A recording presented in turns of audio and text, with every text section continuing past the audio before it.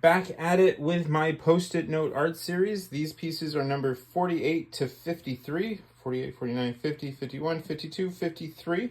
There are 70 individual pieces in this art series. Down below in the caption, there's a whole artist statement talking about how I found out about Post-it notes. Basically, short version, if you're not a reader. I had Post-it notes on my bookshelf. I wasn't using them, and I went, what am I going to do with these? And then Instagram showed me a post about a Post-it note art gallery show out in California. And I was like, cool. All right. So I'm making Post-it note art. So I did. So I made 70 of them. The theme of this one didn't really have a theme with this series, which I kind of like because most of my other series are very themed based and by look, by what they're about and stuff, whereas this was more freeing and I just drew whatever came to mind and had a lot of fun, which felt like back when I first started doing art, it felt like that again, which I really, really liked. So I'm just going to run through what these art pieces are.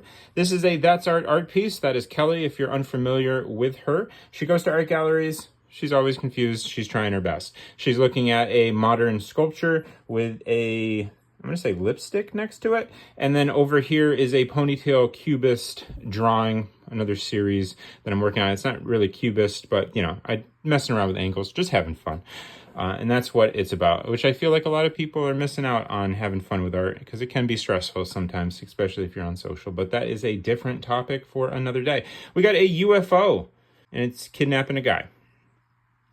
Whatever it's called, abducting. But yeah, don't go in the woods because there's UFOs. I live in the woods, which is bad for me. We got a high heel with a art piece behind it. So this is either a gigantic woman or a really small art piece.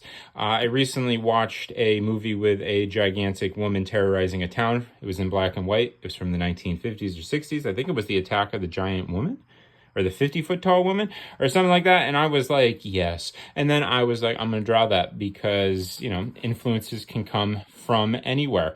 There's also a K-drama that I've watched recently that had a surreal giant heel, but I can't recall the name of it. So I think it was the 50-foot woman that inspired that piece. I believe that's what that's called. And this is a That's Art with a abstract. A lot of squiggles going on. I like scribbling. It's fun. You don't have to always draw neat in the line stuff.